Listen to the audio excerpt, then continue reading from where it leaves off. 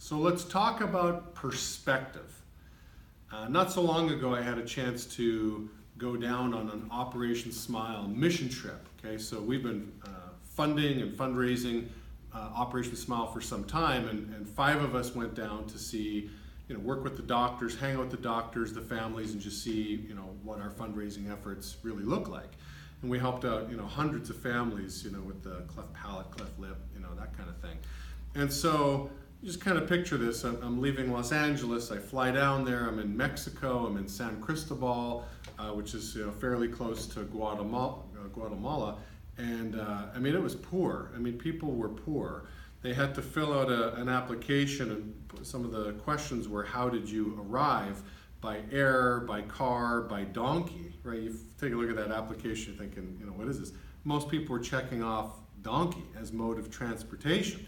And when we went into that town, I was blown away that people were living in little huts with little metal roofs, things like that. So my perspective coming back into California, even as the plane is touching down and you're seeing beautiful, wealthy LA, man, I can't take anything for granted after being in the city that I was just in. Made me certainly appreciate more of the United States, of California, where I'm at. So just a little backdrop on perspective. I think we've all had situations like that, especially if you've traveled to third world countries.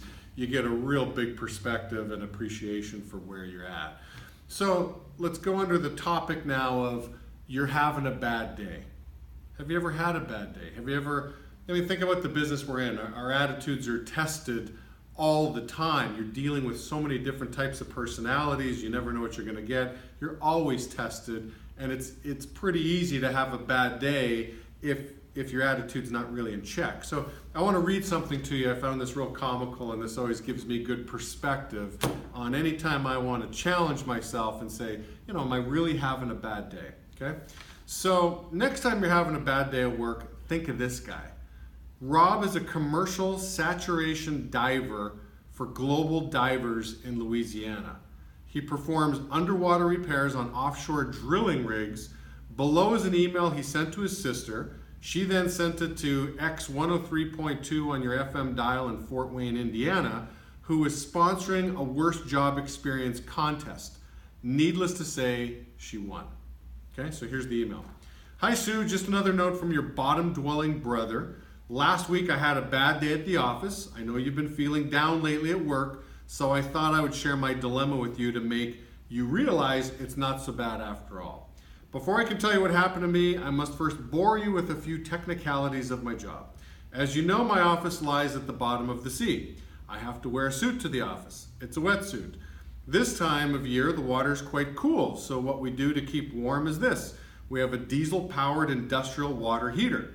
This $20,000 piece of equipment sucks the water out of the sea, it heats it to a delightful temperature, and then pumps it down to the diver through a garden hose, which is taped to the air hose.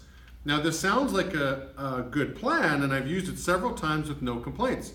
What I do when I get to the bottom and start working is take the hose and stuff it down the back of my wetsuit. This floods my whole suit with warm water. It's like working in a jacuzzi. Everything was going well until all of a sudden, my butt started to itch. So of course I scratched it. This only made things worse. Within a matter of seconds, my butt started to burn. I pulled the hose out of my back, but the damage was done.